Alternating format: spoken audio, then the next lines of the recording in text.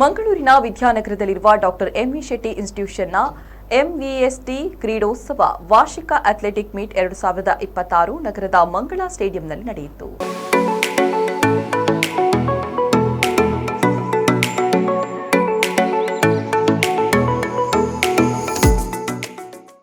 ಕ್ರೀಡಾಕೂಟದ ಮೊದಲಿಗೆ ವಿದ್ಯಾರ್ಥಿಗಳಿಂದ ಆಕರ್ಷಕ ಪಥಸಂಚಲನ ನಡೆಯಿತು.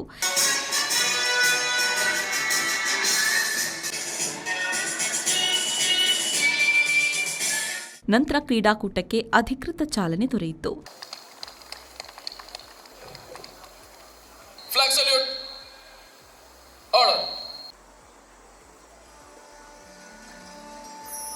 ಮಂಗಳೂರಿನ ಫಿಶರೀಸ್ ಕಾಲೇಜು ಫಿಸಿಕಲ್ ಎಜುಕೇಷನ್ ವಿಭಾಗದ ಮುಖ್ಯಸ್ಥರು ಮತ್ತು ಸಹಾಯಕ ಪ್ರೊಫೆಸರ್ ಡಾ ಮನೋಜ್ ಕುಮಾರ್ ಅವರು ಮಾತನಾಡಿ, ಜೀವನದಲ್ಲಿ ಶಿಕ್ಷಣ ಎಷ್ಟು ಮುಖ್ಯವೋ ಕ್ರೀಡೆಯೂ ಅಷ್ಟೇ ಮುಖ್ಯ. ಸದೃಢವಾದ ದೇಹದಲ್ಲಿ ಮಾತ್ರ ಸದೃಢವಾದ ಮನಸ್ಸು ಇರಲು ಸಾಧ್ಯ.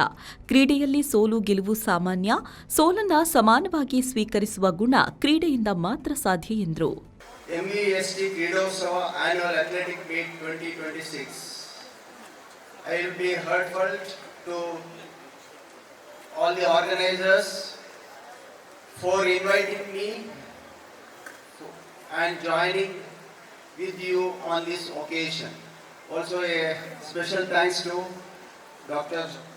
Mr. Jay Prasad M, Physical Director of this institute, for inviting me. As you know, I came many times for the inauguration as an officials, as a participants in this from last 26 years as an officials, before that as a participant in this athletic stadium. But today I have seen a wonderful march past. As we witnessed it may be a slow, but it is looks like the replication of Republic Day parade. So hats off to all the principals making their team ready in a professional way, though, and also you are also related to health professional sports.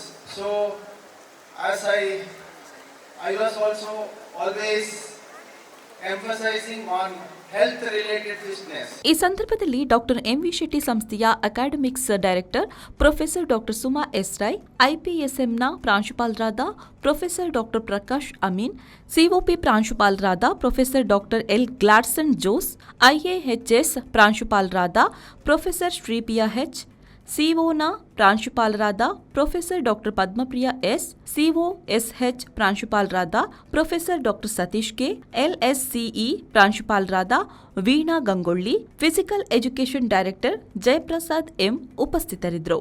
ಶರತ್ ಸಾಲ್ಯಾನ್, ವಿ4 news, Mangaluru.